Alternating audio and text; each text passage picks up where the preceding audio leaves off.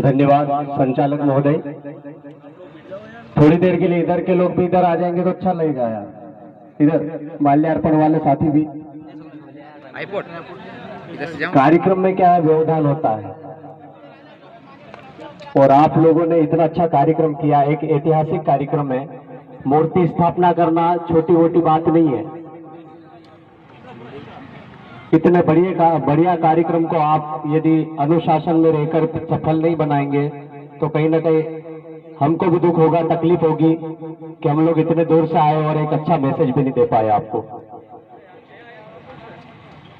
आज काली देवी की इस ऐतिहासिक धरती पर शायद पहली मूर्ति है, इस जिले में शायद दूसरी मूर्ति है। पहली मूर्ति झाबुआ जिले के अंदर ही है, जिला मुख्यालय पर, तीसरी है और काली देवी में पहली है। ये एक छोटा सा कस्बा है। कल ही कुछ लड़कों का फोन आया था, अपने जो साथी कार्यकर्ता है, दादा हम लोग मूर्ति स्थापित कर रहे हैं, तो बहुत खुशी हुई। आज बड़वानी में भी एक कार्यक्रम था, तो हमने सोचा हमारे लिए मूर्ति स्थापना एक ऐतिहासिक पल है। उसमें यदि मैं शामिल होता हूं या मेरे साथी कार्यकर्ता शामिल होते हैं, कोई भी साथी कार्यकर्ता शामिल होता है, वो अपने आप में इतिहास का एक अंश हो जाता है। तो मैंने कहा बड़वानी नहीं जाएंगे, एक समीक्षा बैठक भी कैंसिल करी। मैंने कहा नहीं, हम जाएंगे तो झाबुआ जाएंगे, काली देवी जाएंगे। लड़कों ने बताया कि यहाँ पर कुछ समस्या आ रही मूर्ति स्थापना में। मुझे तो लग रहा है कि ये सरकारी जमीन है और कुछ समय पहले एक हमारे वक्ता ने भी बता दिया है कि जो जमीन सरकारी है वो जमीन हमारी है। तो ये काला अंग्रेज कौन आया था जो हमको यहाँ से ये भगवान की मूर्ति रोक रहा था? तो ये सब जानकारी आपके पास नहीं होने की वजह से ये समस्या उत्पन्न होती है। सारी समस्याओं का एक ही हल होता है, जानकारी। और जानकारी के अभाव में समस्या बढ़ती जाती है, बढ़ती जाती है, बढ़ती जाती है। कभी कभार समस्या इतनी विकराल हो जाती है कि हम मारने मरने पर रुक पड़ते हैं, सिर्फ और सिर्फ जानकारी के अभाव में। आज हम जिस भगवान की मूर्ति लगा रहे हैं, जिनका पुतला लगा रहे हैं, जिनका स्टेचू लगा रहे हैं, ये कोई साधारण व्यक्ति नहीं था। पैदा हमारी तरह ही साधारण हुआ। आदिवासी समाज, भील कम्युनिटी का, भील समाज का डीएनए था। एक साधारण बच्चा, दुबला पतला, बिल्कुल हमारी तरह दिखने वाला, भूखा नंगा घूमता रहता था।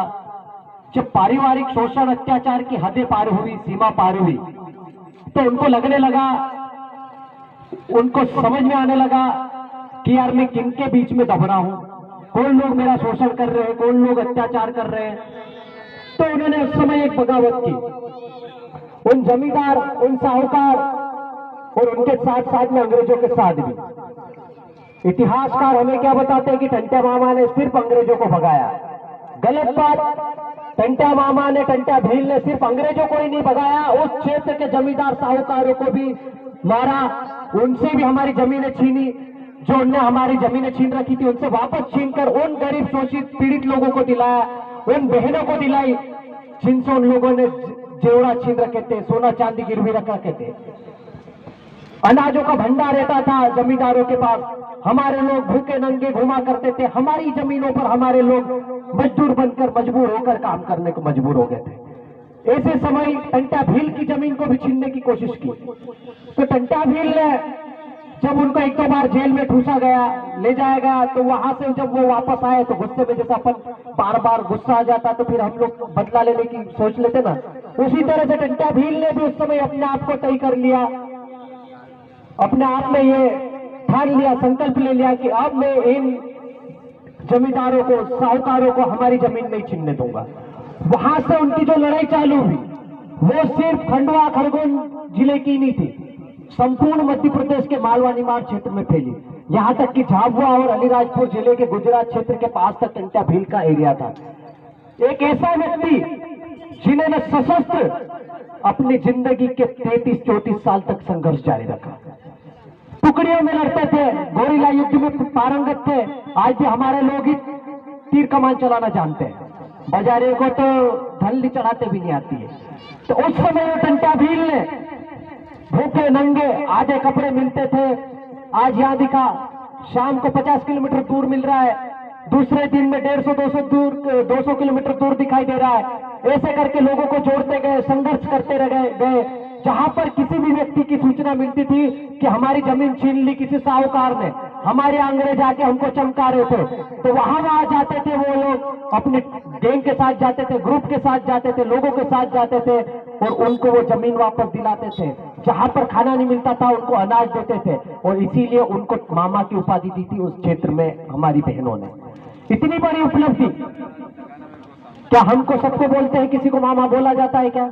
हमारी बहनें के बच्चे ही बोलते हैं, उस मोहल्ले के बच्चे बोलते हैं। लेकिन आज टंट्या भील को सिर्फ मध्य प्रदेश की धरती नहीं, देश के बाद में विदेशों में भी ऐसा कहा जाता है।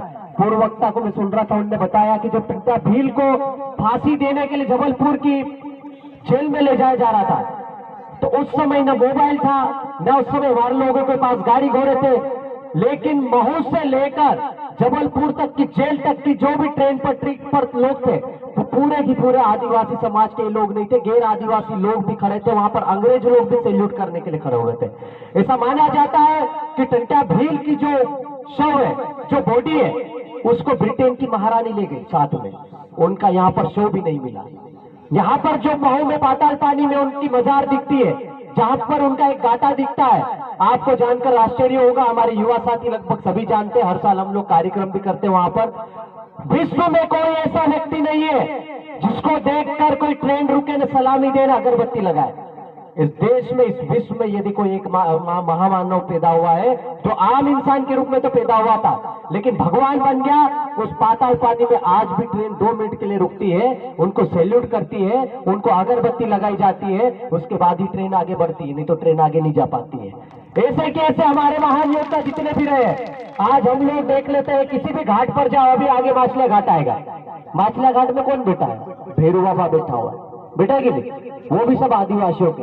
हनुमान बाबा भी आदिवासी है, महादेव शंकर भी आदिवासी है, लेकिन बाहर के लोग आए, आक्रमणकारी लोग आए, आर्य आए, हुन आए, शक आए, फलाना आए, ढिमका आए, जो व्यापार करने तो आए थे, लेकिन धीरे धीरे हमारी संस्कृति, सभ्यता, परंपरा को अपने साथ में ले गए, उस पर अतिक्रमण किया, उनने कब्जा कर लिया।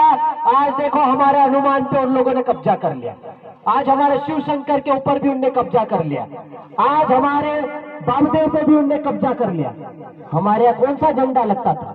लाल सफेद, वामदेव का सबसे लोकप्रिय झंडा। आज भी अंदर गांव में जाओगे तो वही झंडा मिलेगा, लेकिन थोड़ा सा संक्रमित डीएनए के लोग आगे हैं, दुनिया भर की पूजा कर रहे हैं। कहीं कौन रविवार को कहीं का जाके कर रहा है, कहीं कौन सोमवार को कहीं कौन सी पूजा कर रहा है, और वामदेव पे आके ने भी बड़ा सा झंडा लगा दिया दूसरे कलर का। तो ये कौन बचाएगा? ये बचाने की जवाबदारी किसके पास है? हमारे पास है, इस युवा पीढ़ी के पास है। नेता वेता तो क्या है भाई, सफेद कुर्ता पहन कर आते हैं, बड़े बड़े भाषण देते हैं, न चले जाते हैं। वो 75 साल से कुछ नहीं कर पा रहे। हमारे बीच भी नेता जनप्रतिनिधि बैठे हैं, मैं उनको ही नहीं बोल रहा हूं, बुरा ना माने, लेकिन बता रहा, हमारे देश में इस लोकसभा विधानसभा में यदि मध्य प्रदेश की बात करते हैं तो 47 विधायक है, 6 सांसद है, 1 राज्यसभा सांसद भी है। लेकिन आज देखो तो सबसे ज्यादा शोषित पीड़ित व्यक्ति कौन है? आदिवासी है। एनसीआरबी की रिपोर्ट देखते हैं तो पता चलता है आदिवासियों के ऊपर जो जुल्म हो रहे हैं, जो अत्याचार हो रहे हैं, जो शोषण हो रहे हैं, वो विश्व में सर्वाधिक है। क्यों भाई? हमने तो 47 6 प्लस 1 साथ छोड़ रखे, तो ये किधर है? ये सिर्फ आते हैं भाई साहब, भाषण देते हैं और चले जाते हैं, और हमारे जैसे बोलते हैं तो धीरे से कोई ट्रांसफर कराता है, कोई सस्पेंड कराता है, न बेरोजगार युवा पे बेचारों को लाठियां खिलवाते हैं, और अत्याचार करने के साथ साथ एफआईआर भी होती है। आज मैं जिस जिले से आता हूं, अलीराजपुर, एशिया में सबसे पिछड़ा जिला है शिक्षा के स्तर में। संविधान को लागू हुए 1949 से लागू हुआ है, पंचायती राज अधिनियम 1994 से लागू हुआ है, पैसा एक्ट हम बोलते हैं 1996 से लागू है, लेकिन अमल कहां हो रहा है? इस मूर्ति को स्थापित करने के लिए हमारे लोगों को संघर्ष करना पड़ रहा है, 5-5, 10-10, 20-20, 50-50 रुपए इकट्ठा करना पड़ रहा है। सरकार कोई हमको बजट नहीं देती है। अभी हमारे पूर्वज आदमी लेके, बुजुर्ग आदमी लेके 5-5, 10-10 रुपए वो पोटली में इकट्ठा कर रहे थे, गल्ला लेके गए। ऐसे कार्यक्रम करने पड़ रहे हमको। ये मूर्ति स्थापना ऐसे ही नहीं हो गई है, ये सिर्फ फोटो नहीं है, ये एक सिर्फ मूर्ति नहीं है, ये एक इतिहास है। इस इतिहास से अवगत करवाने के लिए हम लोग ये मूर्तियां स्थापित कर रहे हैं। हम मर जाएंगे, लेकिन ये जो विचारधारा रहेगी वो जिंदा रहेगी ना, तो आपकी आने वाली पीढ़ी हमेशा लड़ती रहेगी, बोलती रहेगी, संघर्ष करती रहेगी कि हम इनके वंशज हैं, हम इनके डीएनए हैं। और जब आपको पता चल जाएगा कि टंट्या भील कौन था, बिरसा मुंडा कौन था, राघोजी भांगड़े कौन था, तिलका मांझी कौन था, राणा पुंजा भील कौन था, ये जब आप जानने लग जाओगे तो आपको वास्तव में पता चल जाएगा कि मैं इस धरती का मालिक था। आपको मैं बता दूं, आजादी की इस लड़ाई में लोग हमको 1857 की बात बताते हैं, 1857 की क्रांति के बारे में पढ़ाते हैं। आज 1857 की क्रांति की बात आई तो 2 मिनट और संचालक महोदय को मैं बता देना चाहता हूं, और दर्शकों को भी, हमारे साथी लोग जो बैठे कार्यकर्ता, आज जो 18 सितंबर है, 1857 की बात कर रहा हूं मैं। हमारे बीच में 2 महान योद्धा जो आज ही के दिन शहीद हुए थे, उनका शहादत दिवस है। वीर शहीद हमारे शंकर शाह, रघुनाथ शाह। विश्व में ऐसी कोई उपलब्धि किसी के पास नहीं कि बाप और बेटे को दोनों को एक साथ अंग्रेजों ने तोप पर बांधकर उड़ा दिया गया था। आज तो हमारा बाप अलग जाता, बेटा अलग जाता, एक कांग्रेस में गया, एक भाजपा में गया, और बच्चे बच्चे के आपने बाप में पैदा हो गया आजकल। तो ये लड़ाई चल रही हमारे गांव में, हमारे क्षेत्र में। लेकिन उस समय देखो, अंग्रेजों के मध्य जाके हमारा आदिवासी बाप और बेटा दोनों ही अंग्रेजों से बगावत करते हैं। गद्दार हमारे बीच में था उस समय भी, खुफिया के रूप में अंग्रेजों को सूचना देने वाला। 40 जवान अंग्रेजों के फौज, जो 40 जवान थे उनके, वो पैदल रात में आए, गुप्तचर, और 16 घुड़सवारी ऐसे जवान लेकर आए, और इन दोनों बाप बेटों को बंदी बनाया, सार्वजनिक सबके सामने सूचना करके किले से तोप के सामने लगाकर उड़ा दिया। विश्व में ऐसा बलिदान कहीं नहीं मिलता है। ये सिर्फ आदिवासियों का डीएनए है, और यही डीएनए आपको आगे ले जाने में भी, संघर्ष करने में काम आएगा। तो हम लोग ये मूर्तियां इसलिए स्थापित कर रहे हैं ताकि आपको पता चल जाए कि आपका बाप कौन था। ये छोटे मोटे लोग नहीं थे, ये कभी यहाँ दिखते थे, कभी वहां दिखते थे, ये ट्रेन भी रोक लेते थे और ट्रेन को बंद भी कर देते थे। कब आग जलती थी, कब आग बुझ जाती थी, कब नाल, बंदूक की नाल में से पानी गिर जाता था, ये हमारे बुजुर्ग आज भी करते हैं। ये बड़वे ऐसे ही नहीं घूम रहे हैं। इनको जब साथ आता ना, तो ये टंट्या ने, बिरसा ने, खानजा नायक ने, राणा पुंजा भील ने, सबको नाम से याद कर लेते हैं, जबकि इन्होंने कुछ पढ़ाई नहीं की, इनको इतिहास मालूम नहीं। लेकिन ये हर अपने जो बड़वाई करते ना, गाते हैं, बाहर आता है, तो ये सब रानी काजल ने सबको याद करते हैं। चिट्ठी आ गई है, हमको भी जाना है, तो चिट्ठी देने के लिए भी धन्यवाद। मुझे नहीं लगता कि इसके बाद भी कोई बच्चा है, बोलने वाले बहुत सारे होंगे, युवा साथी, बोलना भी चाहिए, क्यों ना है। लेकिन हम लोग निकले हैं समाज को बचाने के लिए। ये जो मैसेज है, हम लोग 200, 400, 500 किलोमीटर के लिए ऐसे ही नहीं भोंकने के लिए नहीं जाते। हम लोग ये बोलने के लिए जाते हैं कि हम जिंदा है, और जिंदा है तो आपको बोलना पड़ेगा, लिखना पड़ेगा, संघर्ष करना पड़ेगा। जहां समाज के साथ गलत हुआ, कांग्रेस छोड़ो, बीजेपी छोड़ो, आप छोड़ो, जयेश छोड़ो, आजाद छोड़ो, आदिवासी एकता परिषद छोड़ो, सब की सबको एक मैसेज पर, एक मंच पर आधी रात को खड़ा होना चाहिए। लेकिन हमारे लोग क्या बोलते हैं, नहीं नहीं नहीं, वो तो फलाना कर रहा है, मैं क्यों जाऊं, वो तो उसका आदमी, मैं क्यों जाऊं। ये छोटी छोटी सोच ही समाज को टुकड़ों टुकड़ों में बांट रही है। और जब तक आप आपस में लड़ते रहोगे, आपका समाज एक नहीं होगा, एक मंच पर नहीं आएगा, तो राज कौन करेगा? जो हजारों वर्षों से करते आ रहे हैं। वो तो चाहते ही है कि आप लड़ते रहो, आपस में बंटते रहो, लेकिन हम लोग नहीं चाहते। इसीलिए हम लोग नौकरी को खतरे में डाल के, जिंदगी को खतरे में डाल के, रात दिन कहीं ना कहीं जहां भी भटकते रहते हैं। कभी टंट्या बन जाते, कभी बिरसा बन जाते हैं, कभी बाबा साहब बन जाते हैं। ऐसे करके ना अपने काम को आगे बढ़ाने में लगे हैं, इस मिशन को आगे बढ़ाने में लगे, इस समाज को बचाने के लिए आगे चल रहे हैं। और हम बचेंगे तो समाज बचेगा, वरना आने वाली पीढ़ी, मुझे नहीं लगता है कि इस समाज के हक अधिकारों को जान पाएगी। और जाते जाते 2 मिनट और बोल दूं क्या? हमारे केंद्रीय मंत्री, पूर्व कैबिनेट मिनिस्टर बैठे हुए बोल रहे थे कि हमने 6ठी अनुसूची लागू कर दी है, 5वीं अनुसूची के लिए हमारा संघर्ष जारी है। तो हम लोग काफी समय कार्यक्रम में मिले भी हैं, मंच साझा हुआ भी है।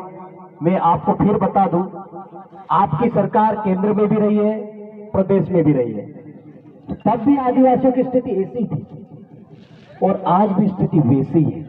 भले सरकार आई गई, उससे हमको मतलब नहीं, लेकिन जब भी सरकारें आती है तो दूसरे के खिलाफ बोलने लग जाते हो, दूसरे की आती है तो वो पुराने के ऊपर ढोल देता है।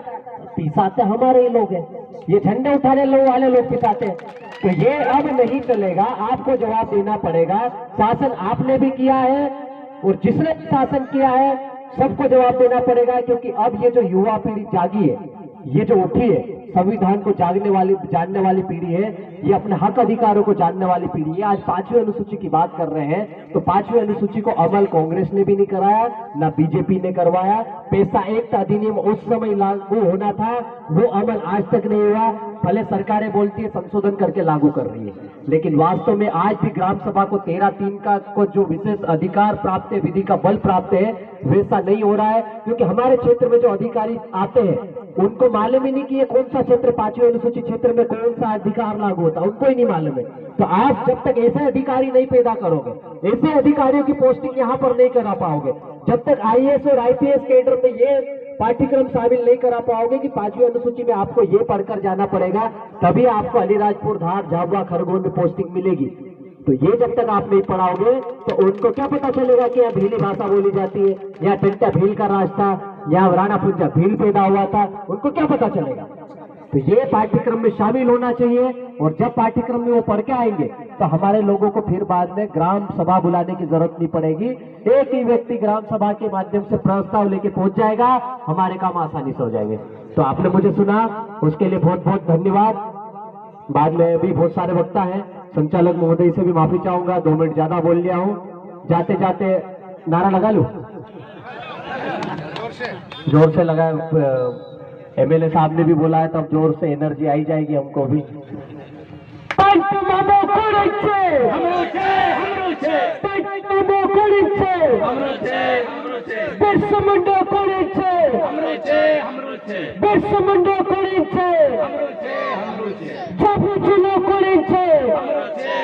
देखो सबसे यहाँ ज्यादा रायता फैला हुआ झाबुआ में, कुछ लोग ज्यादा आते हैं, वही ज्यादा होशियारी करते, नाटक करते, हमारे लोगों को बहुत परेशान करते हैं। तो तुम्हारा DNA है, हम सबका एक ही है, और ये अब हमारे भगवान बैठ गए, इसके सामने झाबुआ जिला हम हमारा है बोल रहे, तो हमारा जैसे ही काम करना है, मालिक बनकर आदेश बन के काम करना है, नौकर बनकर या मजदूर बन के मजबूर बन के जी जी जी जी करके ना काम नहीं करना है।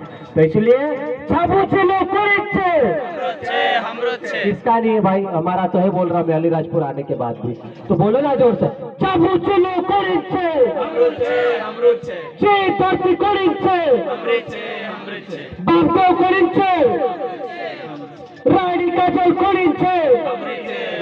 चलो बहुत बहुत धन्यवाद।